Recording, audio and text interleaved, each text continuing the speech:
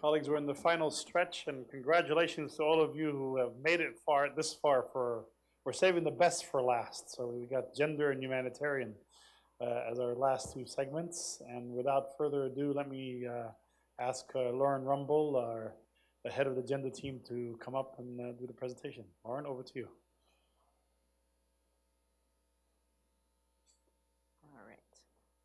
Okay, everybody can hear me. The sound's been a little bit on and off throughout the day. First, let me just extend my thanks to the excellent gender team. Colleagues, if you can wave to everybody that has helped to create this presentation. And we're a small but powerful team helping to integrate the work of gender equality across all the work that we do. Let me pause for a second and just dwell on what it's like to have your future defined by your gender, which is still a reality for many girls and women across the world. We know that they are disproportionately affected by conflict and violence, by emergencies, by disasters of all different kinds. They're shouldering, as we talked about in the previous panel, an uneven distribution of unpaid care work. They're also largely the volunteer, unpaid workforce at the front lines, where there's social welfare, as Cornelius spoke about earlier, or in health in the public health system, as Health talked about, unpaid, unrecognized, unrewarded, and still shouldering care work when they return home after a long day's work. So with these realities, when we know that it is so difficult to live a life of fear, shame, and stigma simply because of our gender, this means UNICEF really had to ensure that we have a deliberate and targeted strategy to address gender. And that's what we call the Gender Action Plan 2018-2021, or GAP for short. It's worth dwelling on this for a moment because we're quite proud of it. It's a really solid architecture across all the work that we do, across all those publications on the table that I'm so happy you're taking home with you. And it works at 3 levels. In turquoise, we have the integrated, or what some organizations call mainstream priorities. How are we making our large programs in health, child protection, and education more powerful with a gender equity perspective?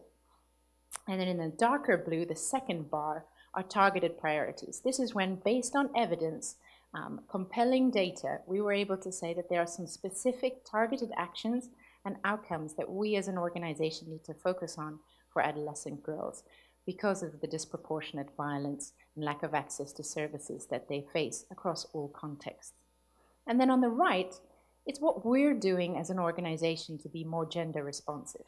So we've mentioned a little bit today about family-friendly policies. If we're going to advocate that with governments and the private sector, here at UNICEF, we need to be strong and make sure that the workforce is more inclusive and gender equitable.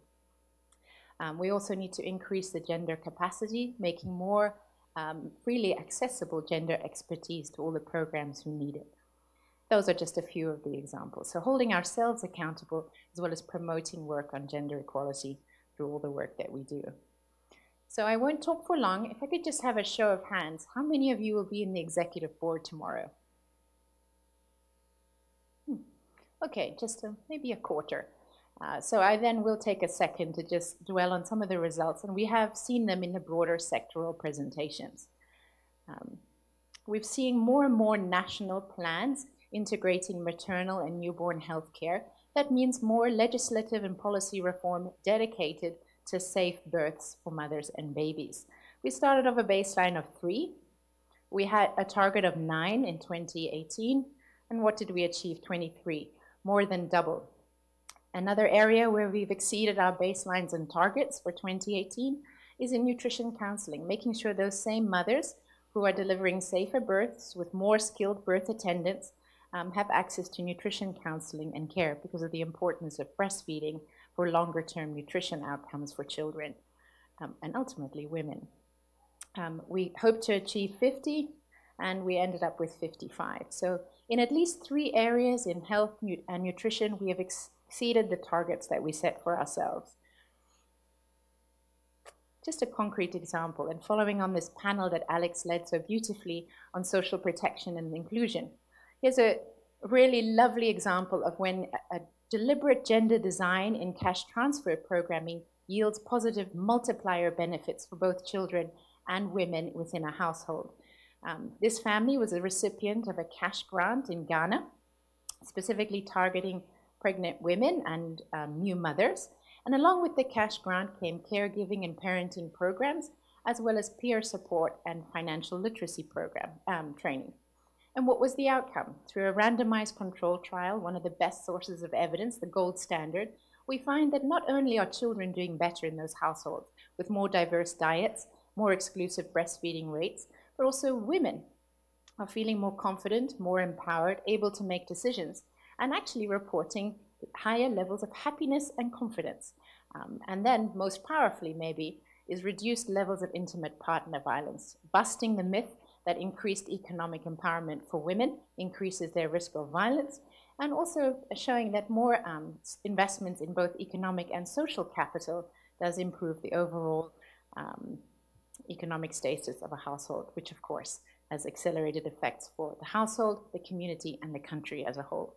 We want to see more of these kinds of programs, which tend to be underfunded worldwide. In the education sector, how have we integrated gender into the thinking and into the reporting?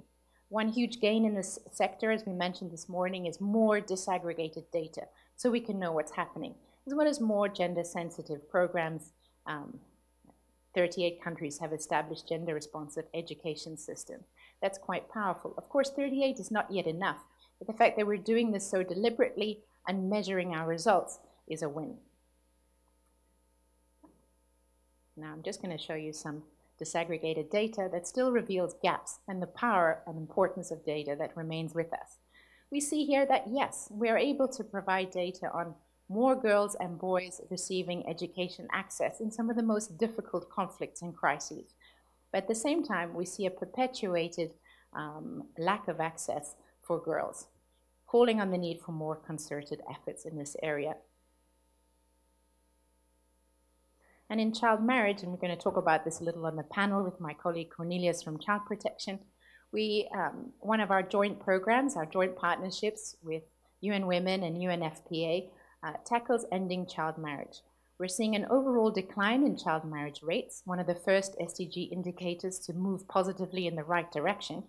And this partnership is helping to shift national frameworks. We have more national action and strategies to prevent child marriage and respond to the services that girls need, 15 in fact. And we're also being able to provide direct services to adolescent girls when and where they need it in the countries where the program is active. Nearly 5 million, which is really rather an extraordinary number. On the other hand, on the right-hand side, this data looking at child marriage prevalence tells a rather sorry story in some regions of the world. West Africa, Southern Africa, all rates above 25%, and even Latin America most recently with its recently published report. What do we need to do? We need to work in a very targeted fashion, not only where the joint program is operating, but learning the lessons of what works and expanding those models of good practice across civil society with the public sector and of course with the private sector as a champion, particularly on social norms change. As Kelly mentioned, menstrual hygiene and health is an area of phenomenal growth. What started off as really small seed and catalytic funding from the government of Canada has now blossomed into active programs in more than 69 countries. And this says two things. One, it's a cost-effective program that's able to reach millions of girls at scale. And secondly, it's an area where many sectors can work together.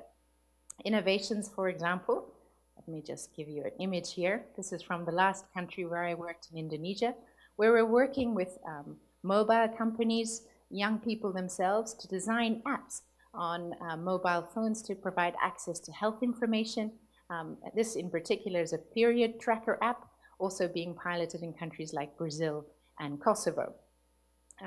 We're also seeing that we're able to work with supply chains, helping to provide menstrual hygiene kits during emergencies, and also influencing curricula and government supply chains so that all schools have better access to affordable sanitation, water, and menstrual hygiene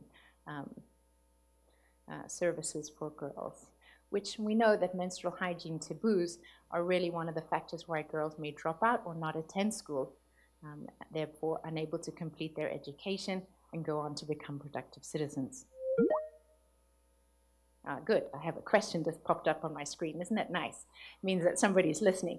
Areas for accelerated action. Where have we not done so well? Well, we've covered several grounds this morning. One is in disaggregated data. I'm unable to provide that powerful data that I showed you in education for all our sectors. And this is a combination of problems. Sometimes the data doesn't exist. Sometimes we don't have the capacity within our partnerships or ourselves to actually collect that data and track it over time, as well as analyze it. And other times, we simply haven't built in the systems for recording disaggregated data. We know too that in the HIV burden, that there's an unequal access to testing, counseling, and treatment amongst girls and boys in particular regions of the world, including where I come from in sub-Saharan Africa. And we need to do more to make these services accessible to all children and pregnant mothers of all ages. And finally, documentation and learning. Whilst we have a proliferation of programs on the ground that are working to shift gender norms, for example, we don't yet accompany those programs with rigorous evaluations, sometimes because of budget reasons, sometimes because we're just working so fast to capture the lessons learned and really deepen our knowledge of what works and what doesn't work so that we can leverage greater public investment in these solutions. Thematic funds, however, have such a powerful role in catalyzing change on difficult issues that governments don't want to work on, or where we really think that there's potential, but we don't have proof yet that it can work. And two examples of such catalytic funding and the use of thematic funding here is on the left in Nicaragua, where we were able to conduct, together with our child protection teams and the office as a whole, a first ever survey on violence against women and girls, which then prompted a national outcry and demand for better services. And now the country really has in place increased resources for survivors, both children and women. And on the right-hand side is yet another example of the power of social norm change at community level. This is working with communities in Niger, where they're discussing the harms of child marriage on girls and on communities at large. And as a result of that intervention, slow, steady, and hand in hand with the community, we saw over 100 child marriages prohibited by village chiefs and traditional leaders within the year of 2018. Small scale, but results that last. So where do we go from here? A couple of exciting areas that have already come into the discussions today. We want to work more on this difficult gender social norms area, or positive gender socialization, really getting right to the heart of why people believe the things they do, and trying to shift those to more positive beliefs that benefit women and girls. We want to understand how we can support frontline care workers, the women that care for other women, the social workers, the health volunteers, the child care workers working in ECD centers, largely women, largely unpaid. How can we ensure that they have consistent mentoring, training, support, and are formally recognized? For example, like the government of Ethiopia has formally included volunteer health workers into their payroll so that they become a sustainable part of the primary healthcare system. Family-friendly policies, we've talked a lot about that today, and thank you so much for the excitement in the room around that. Prevention of gender-based violence. We know that we were able to provide support and care to around 1 million girls and boys during crises with gender-based violence response services. But how can we go beyond response? How can we learn the lessons from this and create an overarching framework that works for girls and boys across all settings, hand in hand with UNFPA, UN Women, and our civil society partners? And finally, gaining ground in social protection, being really deliberate around gender equitable outcomes. We want to see more Ghanas. Already there is a universal grant for girls in India benefiting around 16 million young women, which is helping them address financial barriers and access to school. How can we learn from that? How can we do more of that so that every girl everywhere faces less and less barriers to their education and ultimately freedoms? Spending. Let's look at the money. Well, of course, we start with the good news. We in UNICEF, like many of you in your organizations or partnerships, are getting better at tagging, tracking, and monitoring gender expenditure. So we know that we have a dedicated 14.1% in 2018 for gender transformative work. Not just a little bit for gender equitable work, but gender transformative work. This is pretty close to the UN-wide target of 15%, and I think we might be one of the leading agencies in this regard. Of course, we still have to move that needle a little bit larger, but this is a good start. Thematic funding contribution, less than 1% of overall thematic funds goes towards our gender equitable work. And as I said, that little bit is so powerful when used as a catalytic source for data collection, improving data strengthening systems, for social norms work, for deliberate gender perspective in larger programming models. We'd always welcome more, but we're learning, and with increased documentation and partnerships with all of you, we will continue to do our best for women and girls everywhere. Thank you so much.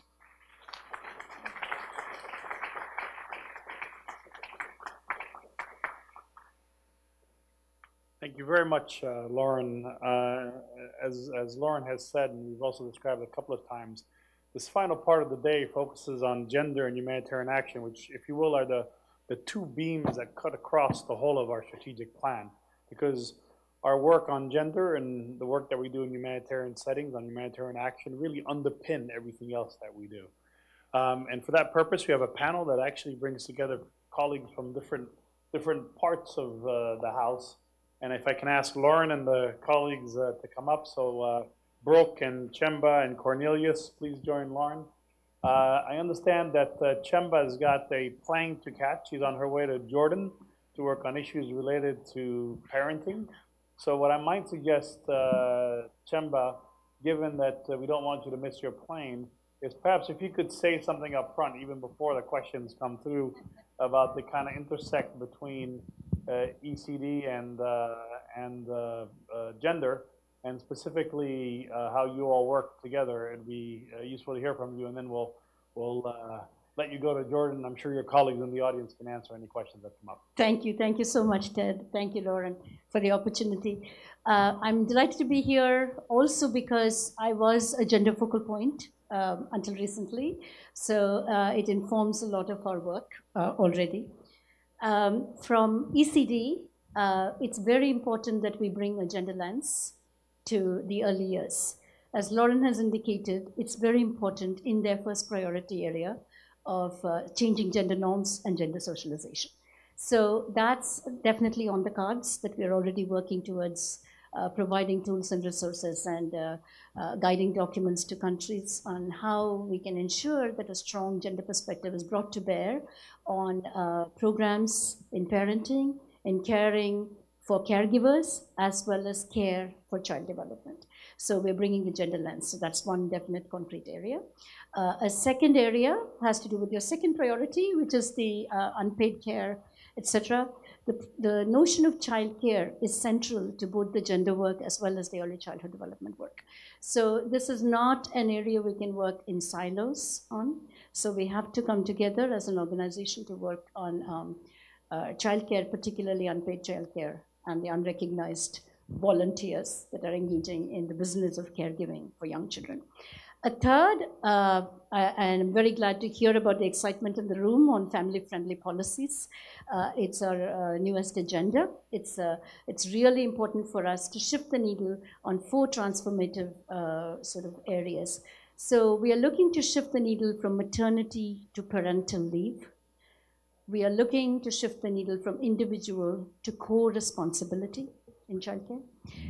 We are looking to move the needle from infrastructure to people, not just building rooms for breastfeeding, but also tackle the discrimination and retaliation that sometimes women, particularly in the informal sector, face. And 4, moving the needle from just reducing parental stress to actually a more positive view of enhancing parental well-being. So these are 4 shifts, and in response to those 4 shifts, we have 4 asks. Paid parental leave, remunerated breastfeeding breaks, quality, affordable, accessible childcare, and child benefits in the form of child grants and transfers. So that's another area that we'll be working in. 3 areas to begin with. I think the plate is quite full, and we look forward to working together. Thank you, Chemba. That's very helpful. have a good trip to Jordan, and maybe Nada can come up and sit on the panel in case there's any other questions. Thank you very much. Colleagues, we've had a good presentation by Lauren and good additional inputs from Chemba. Any questions, comments, contributions that you'd like to make? The floor is open.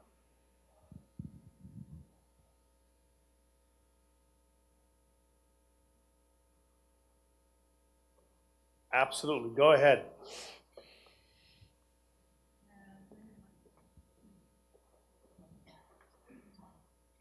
So thank you very much for the excellent presentation, and I know my colleagues will be speaking more at the meeting tomorrow, providing specific comments.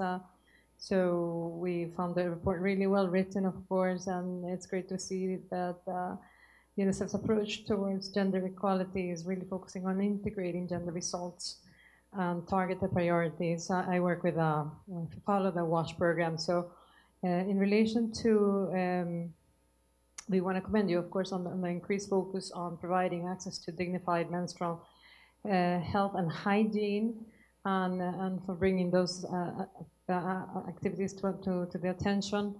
My question is with regards to working with other areas in education, for example, and finding how aspects of menstrual health, for example, and hygiene are keeping girls in school. How are you following those aspects? And also with regards to one of the aspects that you brought up in the presentation is, we take note on the slow gender integration for improving HIV prevention among girls.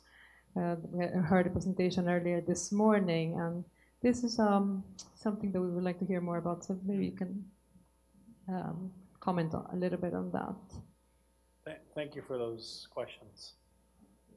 Anybody else? Nope. Can I then throw one into the mix then? The whole issue that's come up a couple of times today, I think, on the work on gender-based violence.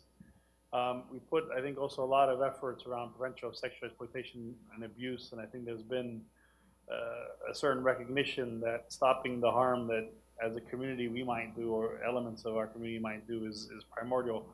But I think there's also been a sense that we don't have sufficient resources for looking at gender-based violence more broadly. So it'd be good to hear perhaps from both Cornelius and Lauren where we are with this area of work. And with that, perhaps back to the panel. Great. Thank you, Anna, for your question on safe and dignified menstrual health and hygiene. I'll respond just quickly on measuring keeping girls in school, which, as you know, has been a big challenge in the field. So there are two things that I wanted to highlight that we're doing. First is the new program guidelines that we have just released on Menstrual Hygiene Day, which we're very excited about, are aimed at strengthening our theory of change across integrated adolescent programming for girls and boys. So this is something that we hope will improve the quality of our programs, their completeness, and therefore our ability to monitor them against objective indicators. Now, to develop that monitoring piece, we're working with a collection of partners and academic institutes. Some have been long-term partners like Columbia University and Emory University that you know, along with new partners that are engaging in a lot of research in this space like Johns Hopkins, to look at how we can monitor changes that have to do with girls' self-efficacy and self-confidence, as well as with their school attendance, which is, again, kind of been tricky just in terms of being able to collect reliable attendance data. But we know that there are other pathways through which girls' school their school performance can improve when they have access to safe and dignified menstrual health and hygiene.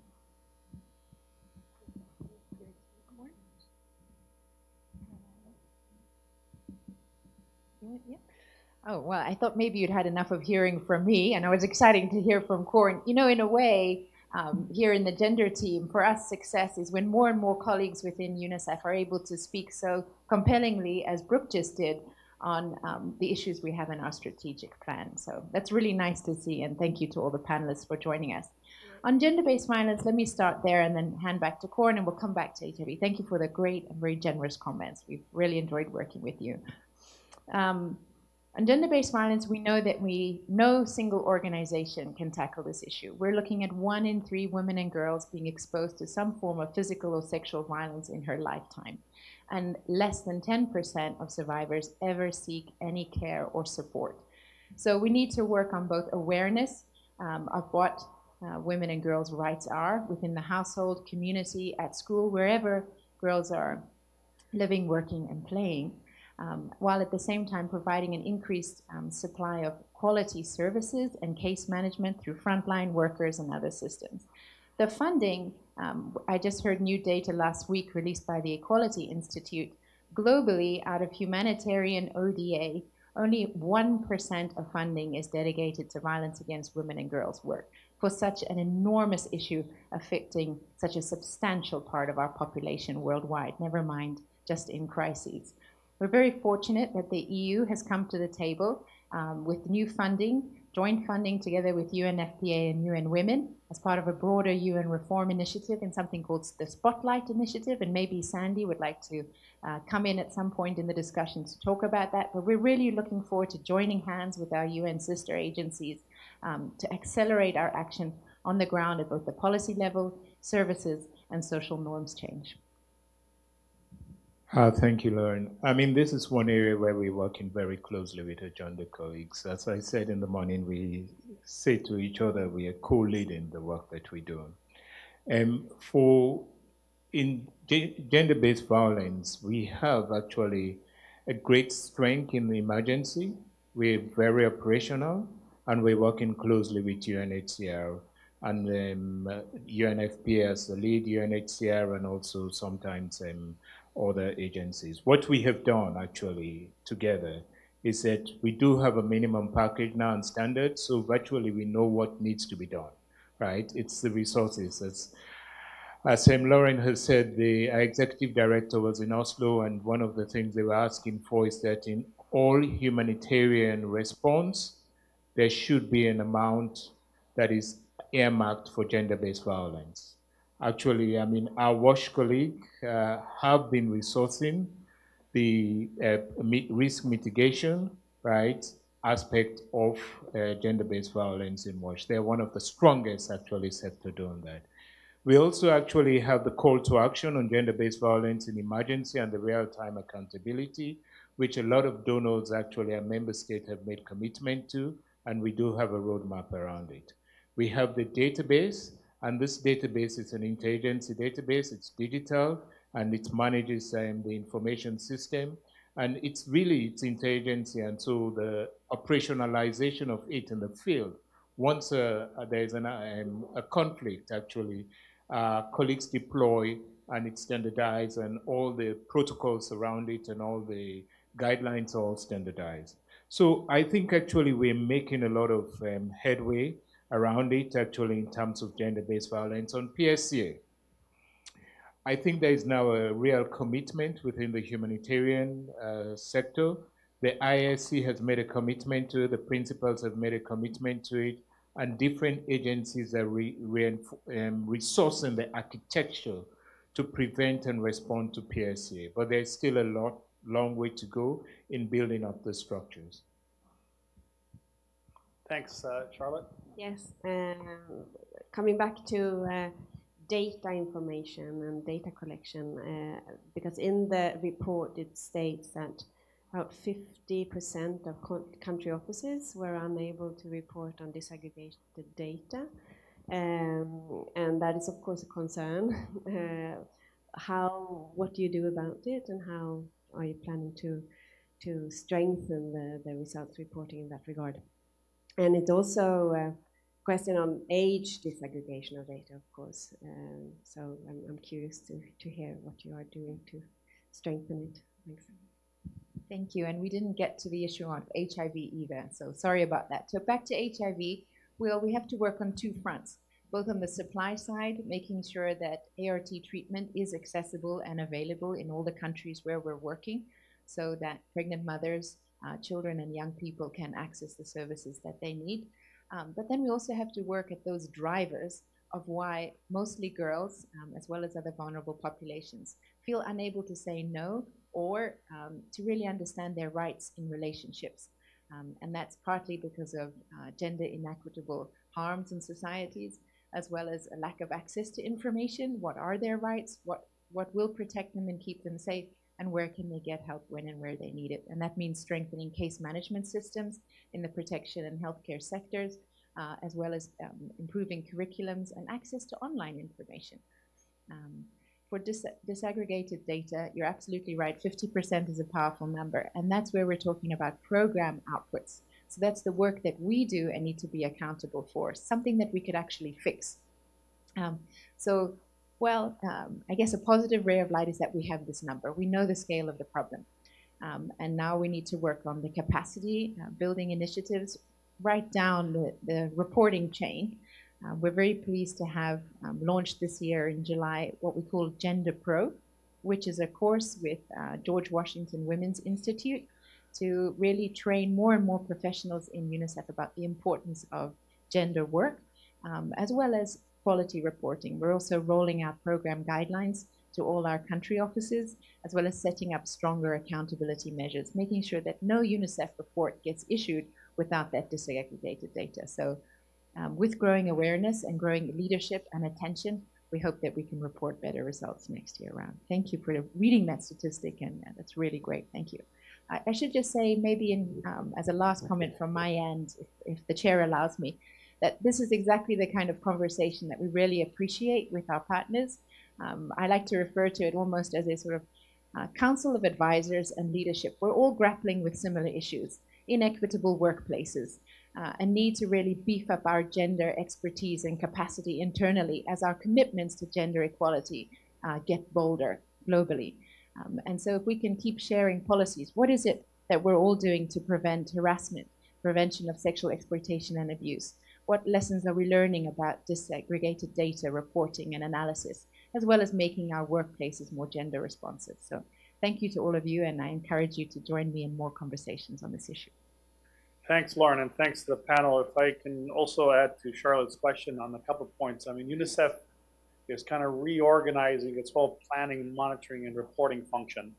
I think recognizing that there's more work to be done. And we still have, in producing these reports, systems that in some ways are not routinized. They still rely on questions that get asked once a year, that draw that data doesn't come systemically to the fore. And I'm pretty excited by the fact that we're committing or recommitting, if you will, to this area of work, which then should address issues like gender disaggregated data, like more real-time information on how a country is doing and how UNICEF is contributing to how a country is doing. One of my pet peeves is when we say country X has gone from Y to Z, therefore UNICEF is doing well. No, it's a question of both what the country is doing, but also how UNICEF is contributing.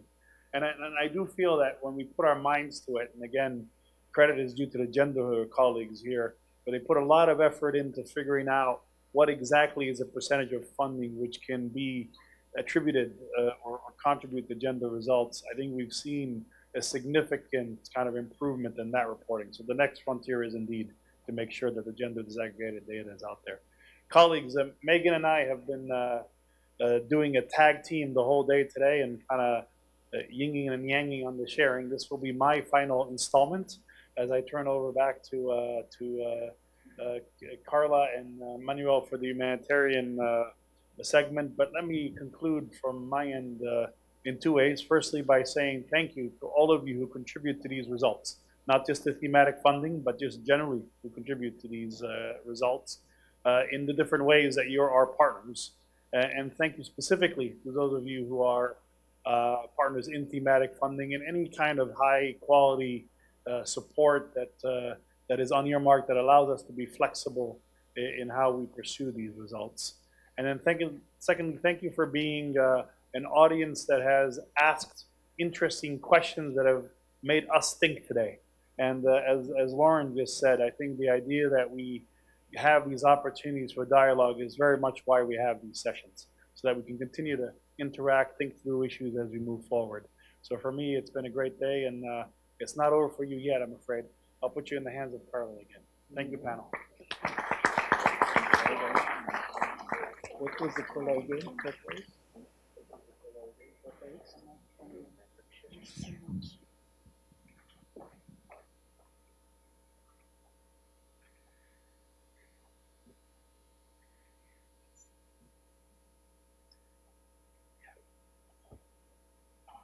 Before you get completely tired and worn out, this is our last session, and it's the session on our humanitarian work. I just wanted to show you the Humanitarian Action Global Annual Results Report. Most of you have seen them in the back, but I wanted to show you this one. All of the other global thematic funds have one, and it's really great. So I read this entire one. Have a look at it. There are interesting examples in it on the impact of the work that might be useful to you and your audiences. And without further ado, I will introduce Manuel Fontaine, who is our Director of Emergency Programs and who will guide us through his presentation. Thank you. Thank you very much. Good afternoon, everyone. Thank you for being here. I know it's been I believe it's been a long day for everyone, but you know, it's not very nice out there, so you're not missing anything about sitting out there. Let's talk about humanitarian action. I'm sure my colleagues before have talked quite a bit about programs in general, and I'm sure a lot of it was also related to the work we're doing in humanitarian settings. So I'll try not to repeat too many of those, but I think there might be also you know, points you want to raise during the questions. So if you look back at 2018, the number of the humanitarian needs have continued growing in 2018 quite substantially. And it's interesting if you look at the United Nations-led assistance, humanitarian assistance, it has increased, the target for humanitarian assistance has increased from 77 million people we were targeting in 2014 to more than 100 million in 2018. Another important element is conflict have remained the primary driver of humanitarian needs in general. With about we estimate about 420 million children affected by conflict. Violence has also continued to deepen in some of the countries in the protectorate crisis that you've been used to hear about. Unfortunately, the Yemen, the Syria, the DRC, Nigeria, Somalia, and other such places. Many crises have resulted in mass displacement. 69 million people on the move. That's what we had in 2018, 69 million on the move. And more than half of the world refugees being children, which is always something we need to remember. More than half of the refugees are children. We also, which is very worrying, we've also noted that the number of grave violations as we monitor them through a monitoring and reporting system, the number of grave violations against children in conflict has actually nearly tripled since 2010, nearly tripled the number of grave violations we've been able to verify in conflict situations. Obviously, food insecurity and extreme weather events have also compounded the effects of crisis. And then in many occasions, we've had crisis on top of crisis. One such, obviously, has been Ebola in the DRC, you know, a health outbreak on top of a conflict situation, or obviously cholera in Yemen and many other such situations. So let me now talk about our global response in 2018. So UNICEF and our partners, obviously national governments, civil society partners, international, national civil society partners, we've responded to 285 humanitarian situations of various scales, obviously in 90 countries. So when I said 285 crisis situations, again, it's everything. It's from the fairly localized flood in a part of a country where you respond maybe in a matter of a couple of weeks, to obviously the protracted crisis and emergencies that take a lot more attention and time. You might notice it's actually a decrease from last year because we were at more than 300 last year, and it's probably because we've had actually less such of the small scale crisis to respond to during the year, less of those. But we still had 5 level 3 emergencies and 6 level 2 emergencies to manage, those emergencies that require the organization to pull behind and actually provide additional support. And obviously, we've also had to deal with protracted crises that have become increasingly complex in nature. Again, Ebola in the DRC or cholera in Yemen as examples. We've achieved great results. So that's the good news. We've achieved great results during the course of the year. And these are the indicators we do follow through from one year to the other. and they're basically one indicator for each of the areas where we're intervening. So just to give you a sense, as you can see here, but just maybe to mention to you, 43.6 million children getting access to safe water, 3.4 million children receiving treatment for severe acute malnutrition, 3.6 million children have been receiving psychosocial support, close to 20 million children immunized against measles, close to 7 million children actually able to access both some form of education, either formal or non-formal education in crisis situations, and 2.4 million children benefiting from cash-based support. Again, these are the results of humanitarian action. We did provide such services also through our development assistance with our development partners, hence the results are bigger. But this is through humanitarian action in humanitarian situations. So just to give you a couple of examples here, more specific example, like for example in Bangladesh, 382,000 people affected by the refugee crisis, provided with safe water, and 1.2 million people with cholera vaccination. Please note also that the 1.2 million people, it's actually both refugees and host population. We've had 1 million refugees immunized and 200,000 people in host communities, because obviously cholera doesn't decide if you're a refugee or you're a host. But that's pretty significant. That really has avoided a major crisis in Bangladesh in the refugee camps. In South Sudan, more than 257 children reached with psychosocial support, and 180,000 people reached with gender-based violence prevention and response services. In some cases, prevention service, in some cases, the very kind of case management of a gender-based violence case.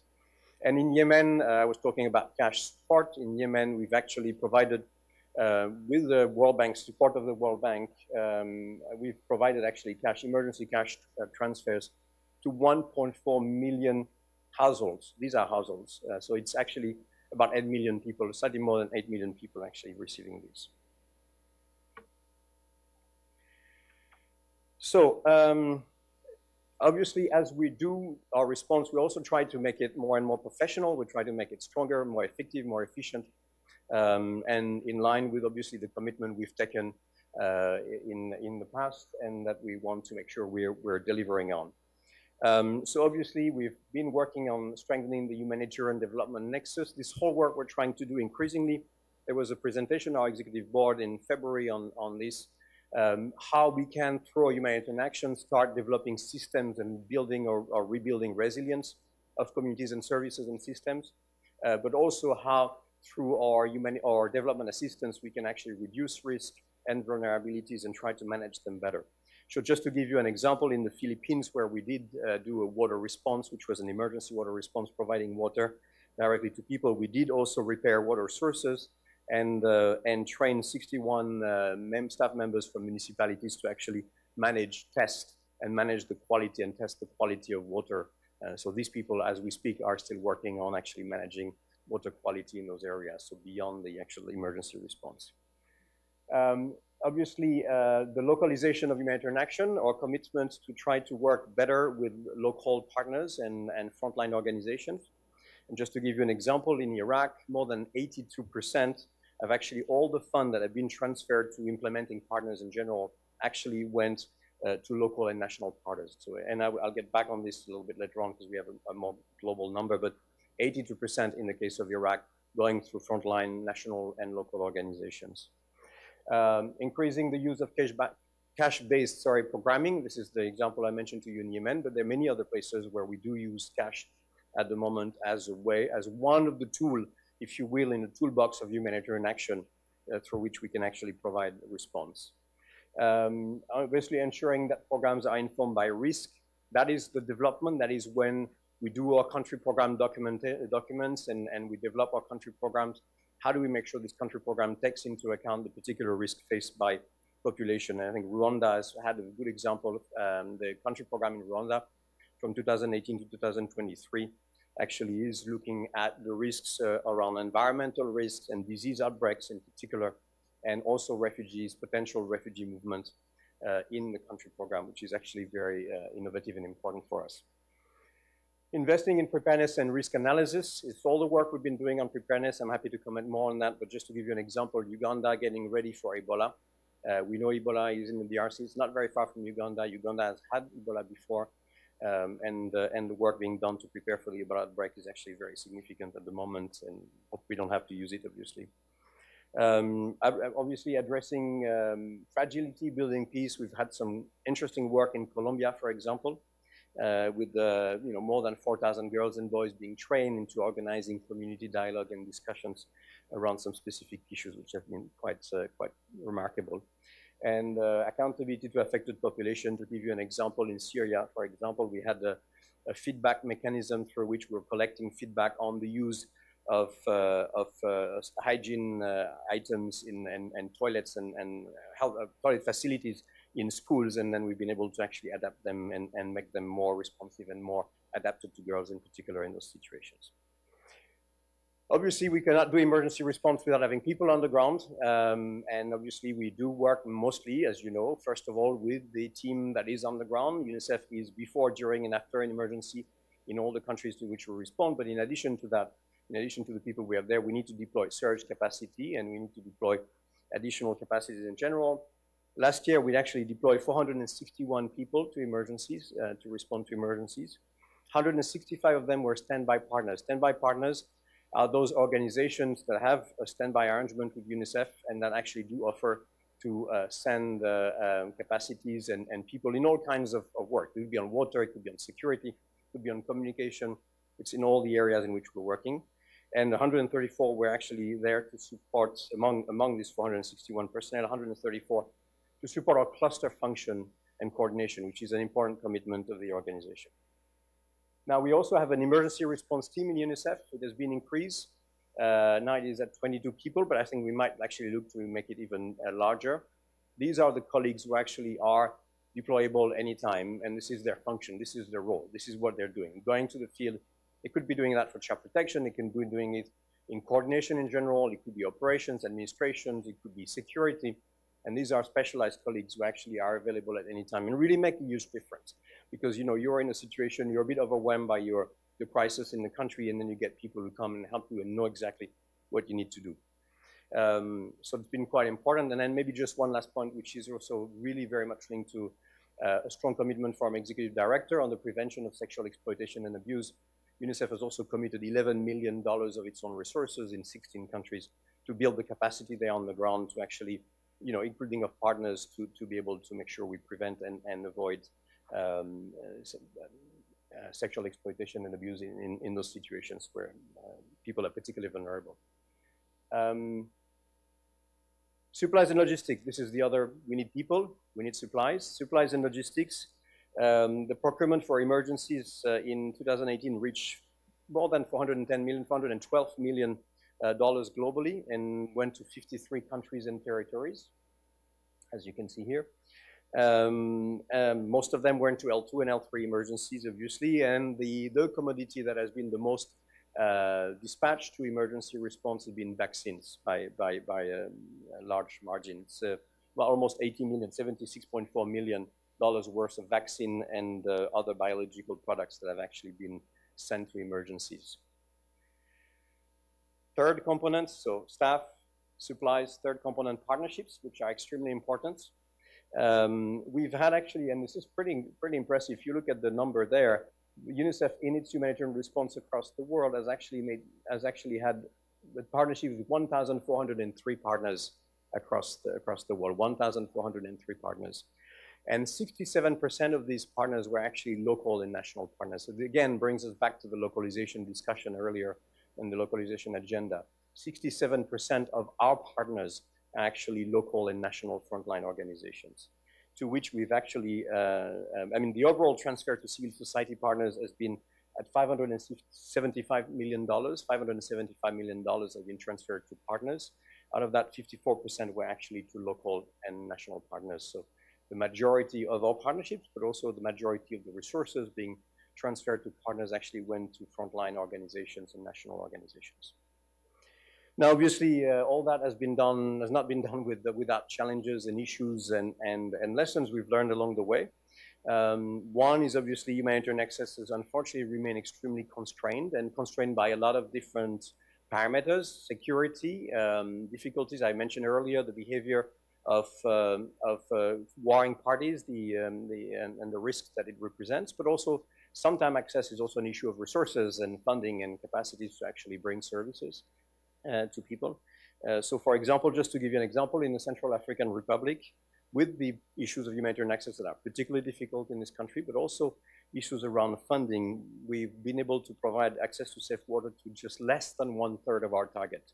So we had planned to actually bring safe water to 600,000 people, but we've only been able to do that to just 1/3 of them.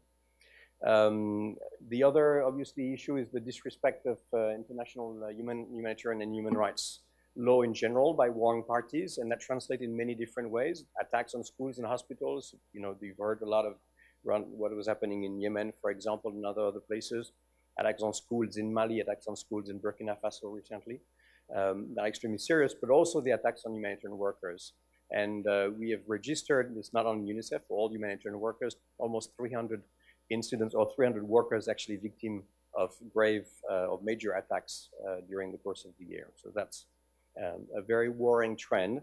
And you know, one of the questions I'm often asked actually is that getting worse? And you know, having done humanitarian action for quite a few years now, I would say, I think for me, what is getting worse is that the simple fact of being a humanitarian actor exposes you. So it's not anymore you are at the wrong place at the wrong time and you know things are dangerous and you're in an environment that is dangerous.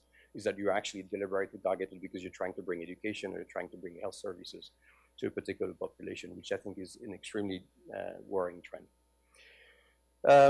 Obviously, UNICEF country offices sometimes have to struggle the balance between the coverage, the quality, the equity, bring as much attention and humanitarian assistance to a large number of people who are trying to really target the most in need, and looking at quality, obviously, because we want to make sure we bring a certain level of quality. So sometimes it happens that, you know, first wave is the rapid wave of bringing large assistance to a large population and progressively try to build in the capacity and the quality of the response a little bit more.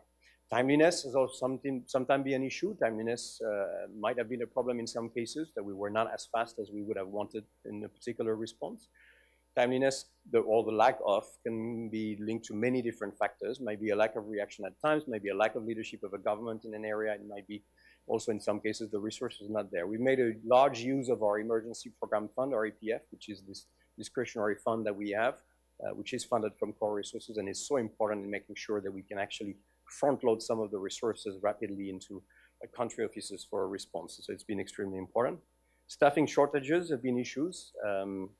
It is, you know, we've had surge requests that we haven't been able to meet. We've had difficulties in some cases finding the right profile, the right people at the right time.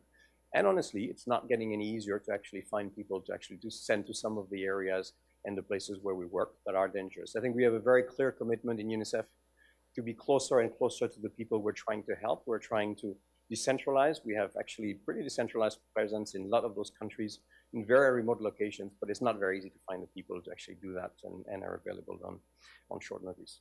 And then obviously the lack of unearmarked and multi-year funding has been a bit of an issue, and I'll get back to it in a second. But just to give you an example, in Nigeria, the lack of longer-term and flexible funding around health has not allowed us to do some of the infrastructure work and the reinforcement of the health system we wanted to do, and procurement of health equipment that we wanted to do for a better quality of healthcare, simply because we just didn't have the means to do so. Very rapidly, resource mobilization, thanks to the generous contribution of all our donors, governments, national committees, private sector, private individuals, and the private sector in general. We've actually reached 2 billion. We had a humanitarian appeal at the beginning of the year of 3.8 billion.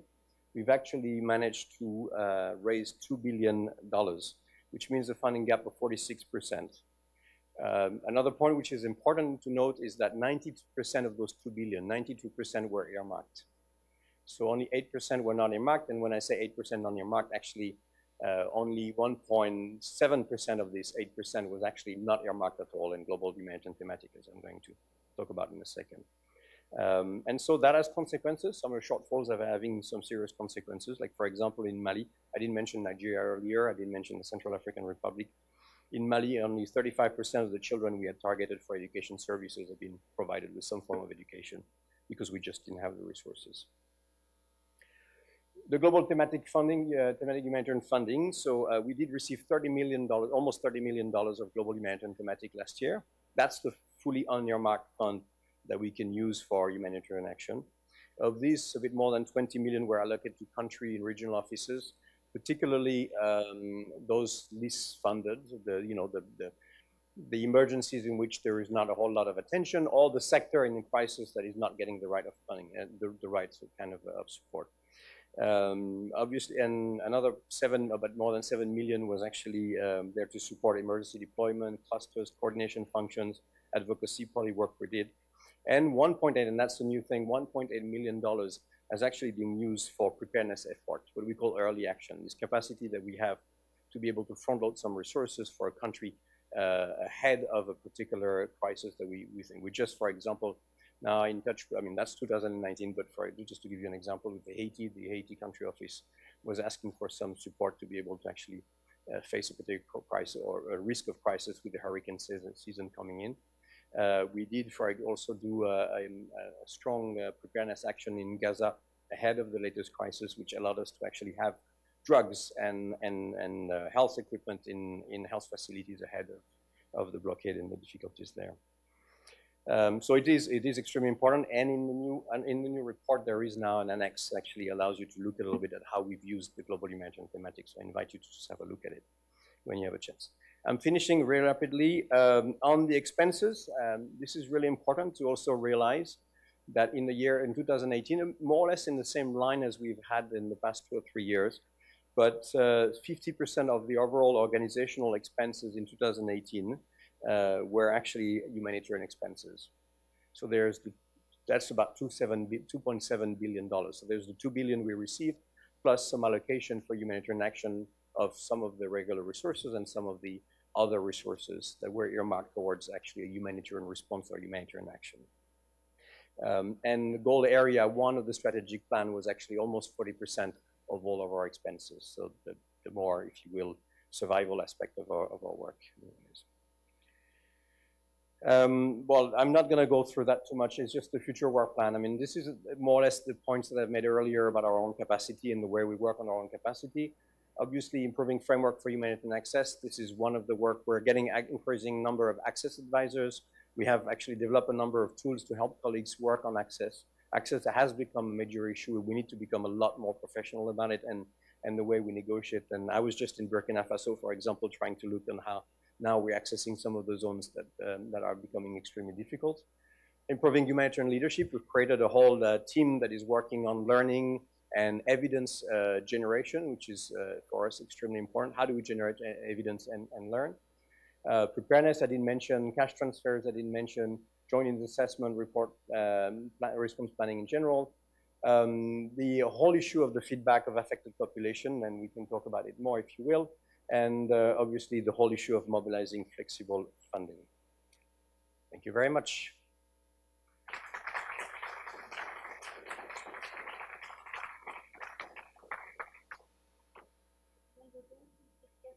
Okay.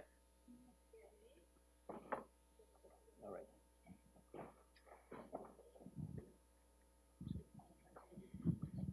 Yes, no, we can share. It's fine.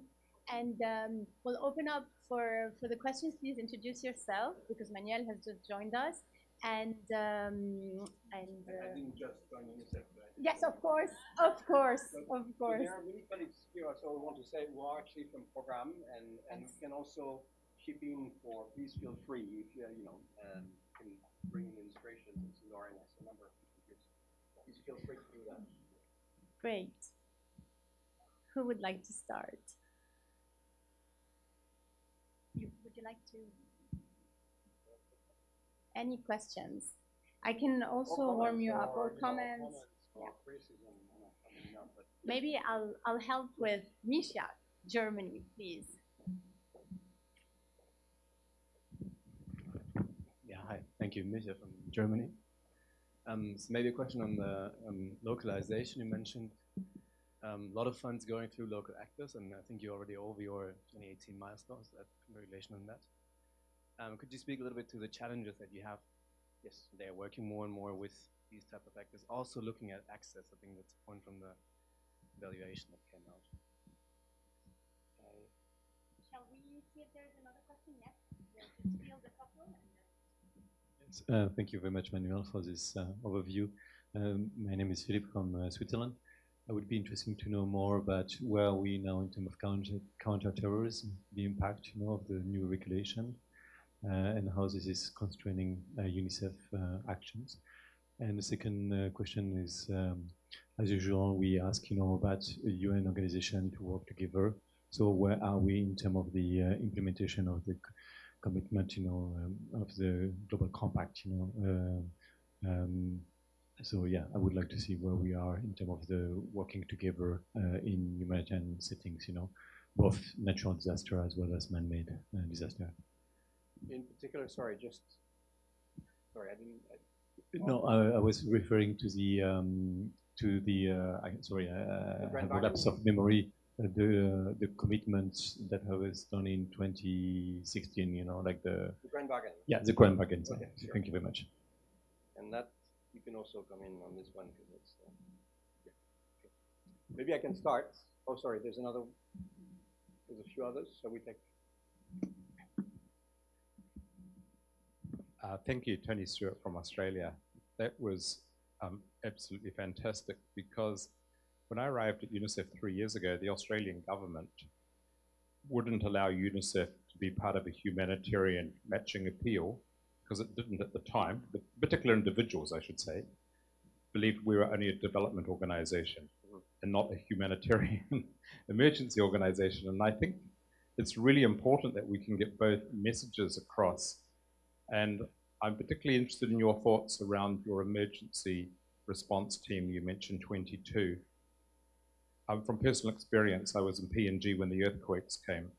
And for funding reasons, only one person could come out from the region. I think at an absolute minimum, you must have two. It needs to be someone who can get to where the emergency is and somebody who is working with the host government. And if that's a funding issue, can you please tell us all, because we really need to help you get those numbers beyond 22. Thank you.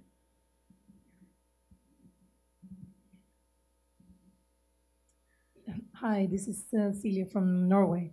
I wondered if you could speak a little bit about how UNICEF is engaging in the work to prevent the military use of schools and also attacks on education. Thank you. maybe we'll start with some answers and then open up again. Yes. Thanks. Very good questions and very helpful.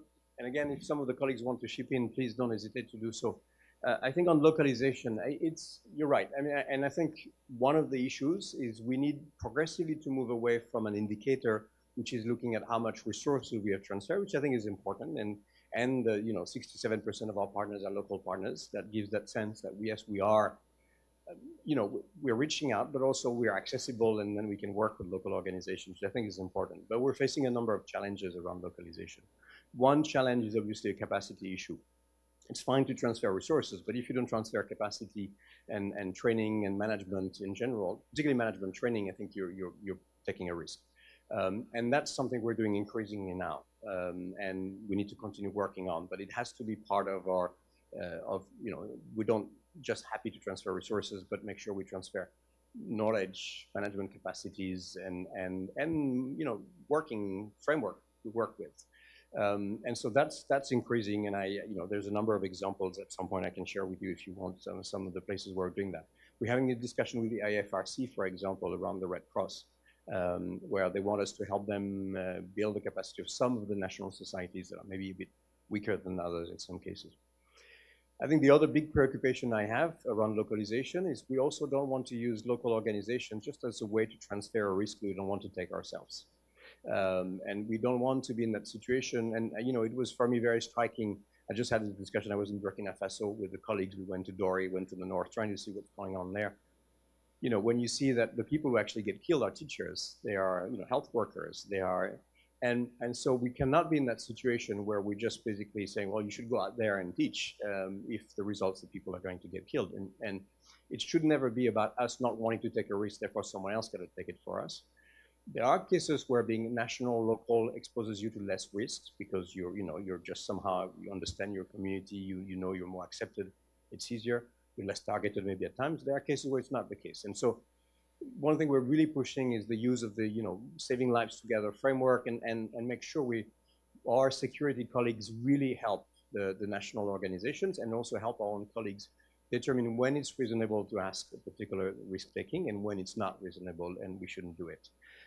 But again, it should never be about transferring the same risk that we're facing or even a risk higher to someone else. And that's an issue. We're also looking at the moment the whole issue of hostage taking, for example, retraining, making sure we have a common understanding around the UN, but also training our colleagues better, because we know that there are cases, and including for implementing partners, we know that actually we've had more colleagues from implementing organizations being taken hostage than UNICEF staff members. So we need to be able to help them in situations like this. So absolutely agree with you, and I think it has to be part of a package. And I think progressively we'll have to move away from an indicator that just shows the resources that are being transferred to really looking at capacities and knowledge and all that we've transferred.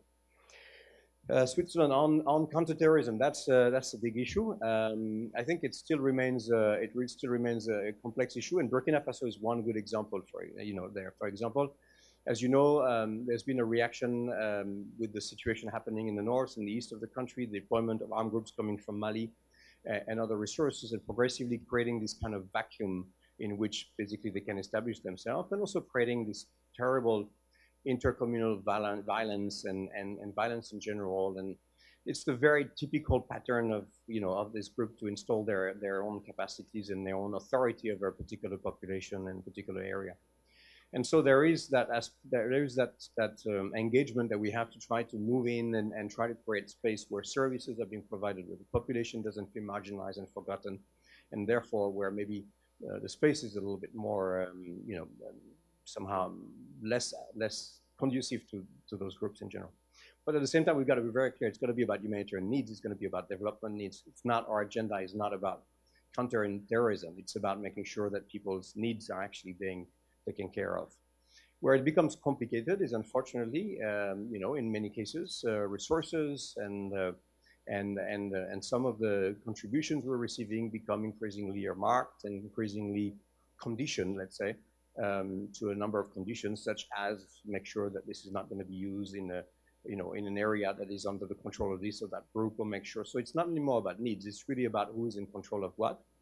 And so we're pushing back on this because we think it's important. But I think really this is a dialogue we would want donors to have among yourselves in general, and saying, so how do we make sure, that the humanitarian mission is so important, so essential, and it is so important because in many occasions, frankly, that's the last thing this is the last frontier. This is the last thing that people actually see of international solidarity and caring is humanitarian action. So if we don't do that anymore, we're actually creating an environment which is much more likely to see those groups develop and flourish. So I think it's counterproductive in general. So we really need to have this conversation with all of you.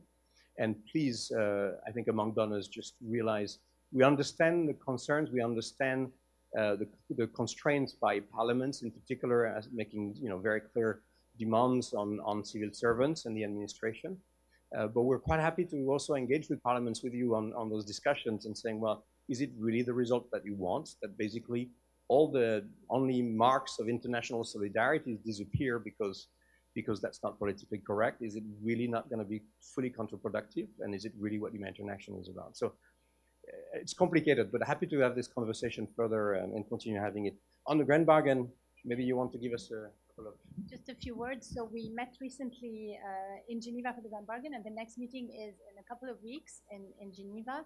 It's being reinvigorated for those of you who have been following. So Grand Bargain for Humanitarian Funding Compact for Development, we talked about the two speaking with each other at some point, if we think about the nexus. But just to say that we're empowered by the fact that after a phase where UNICEF was a member of the facilitation group, after a phase of kind of calming down with the new eminent person who took over from Kristalina Georgieva, the Dutch Minister Kaag, Minister of Development, there is a willingness to reinvigorate this whole process, and we've given ourselves 2 years as a group of agencies and partners, resource partners, to make a difference. So all the working streams will be reinvigorated, and there is room for a lot of good work.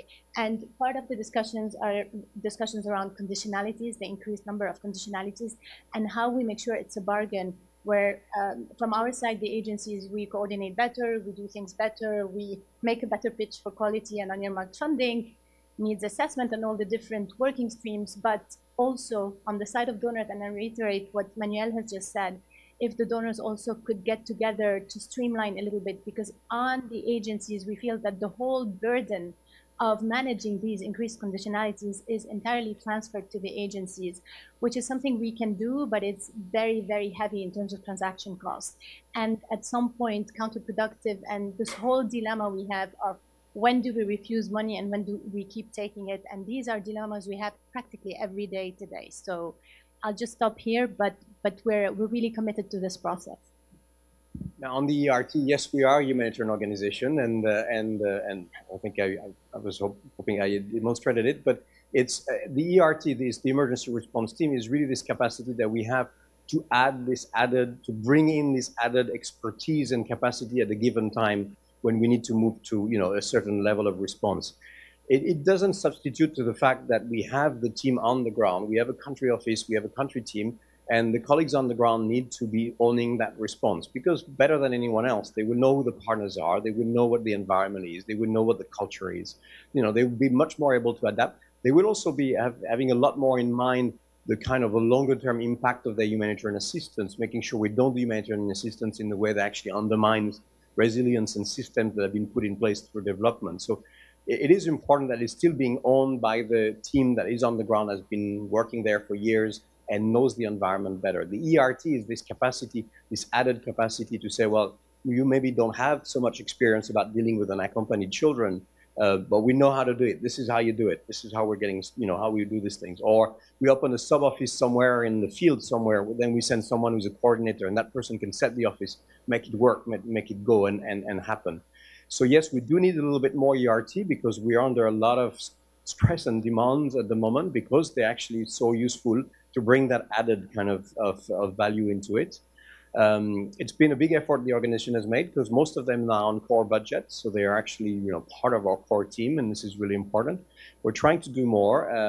Again, this is one of the things we're trying to do also in Humanitarian Action is really make sure we act with no regrets. That something happens, that we're not going to look later on and say, well, we should have sent more people, we should have put more money, we should have tried more.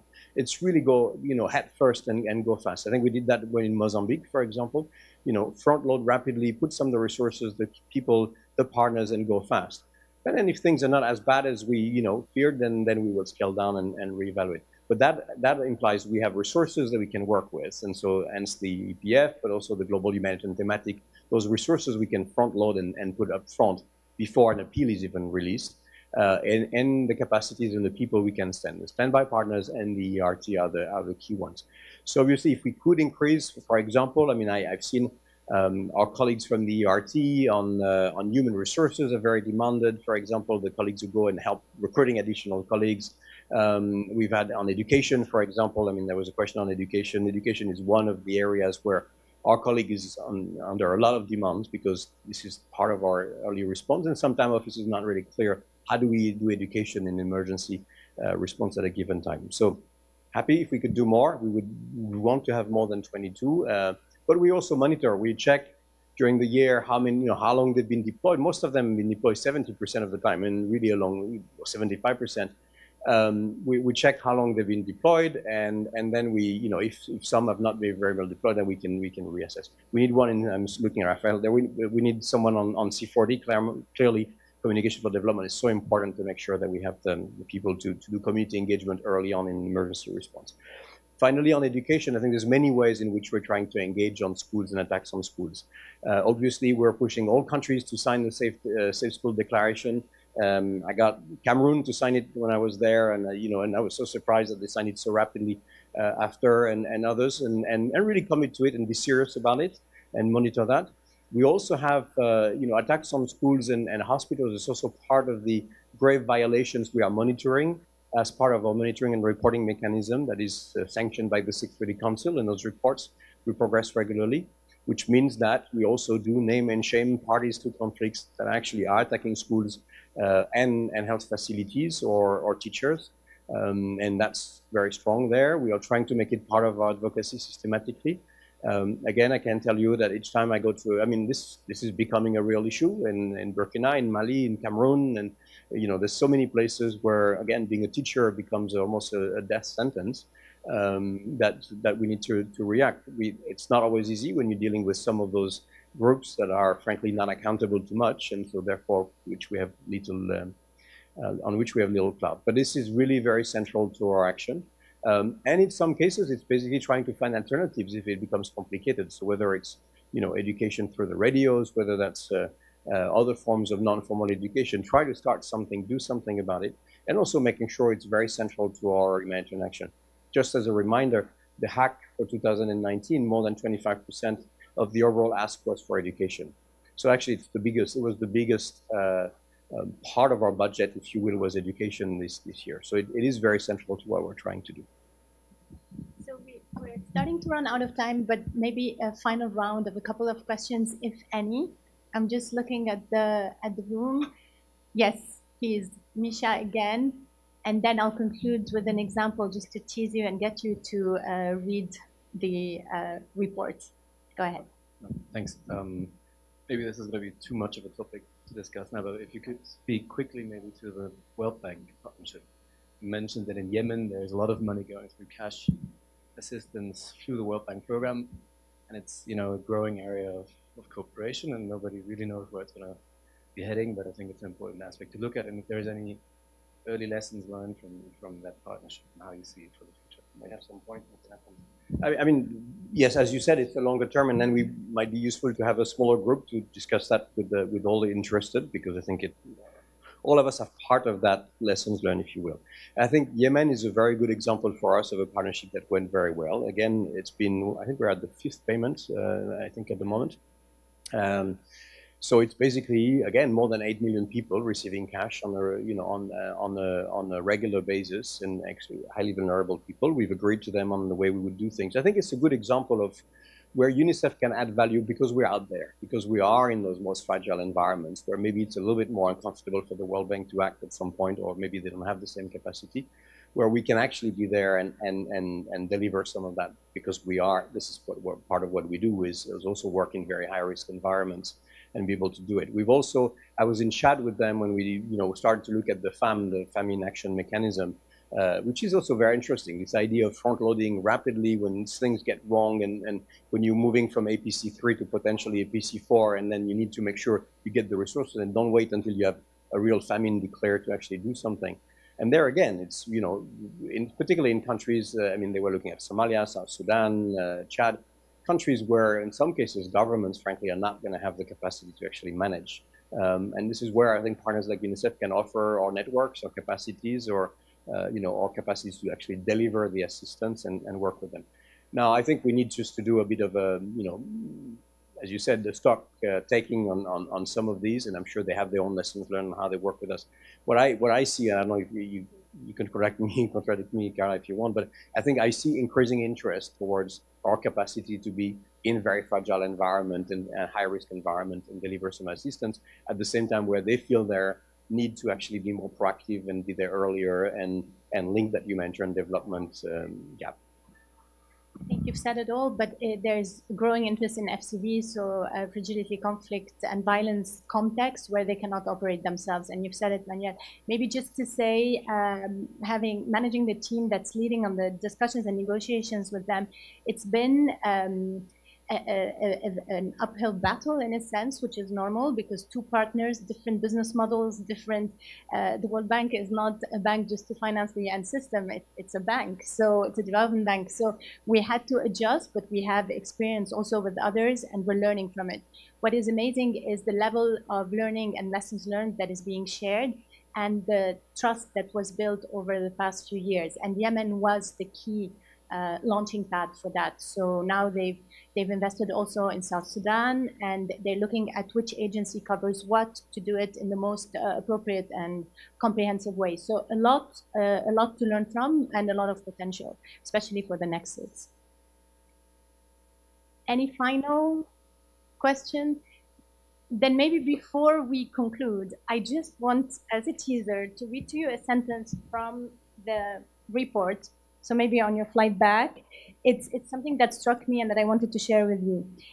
On preparedness that is generally underfunded or doesn't attract the levels of funding we would want, prevention, preparedness, everything linked to that field. Just to tell you how much value for money there is in this field, for every $1 invested early in high-risk humanitarian context, we save more than $4 on average against the next emergency. And there's a whole case study around that. And I think these are the examples you can use in helping us make the case on your side. And hopefully you will look into this wonderful report that has amazing examples in it. Thank you very much. Thank you, Manuel, for an inspiring presentation. And thank you for being with us since 9 a.m. for some of you. I've seen some faces stay the whole day. Thank you very much. We rely on your support. We treasure it. Please do not hesitate to give us any kind of feedback you may have on this session. This is the first time we design it this way. We're learning. We want to improve. Anything you might want us to know, don't hesitate. A big thank you to all of you.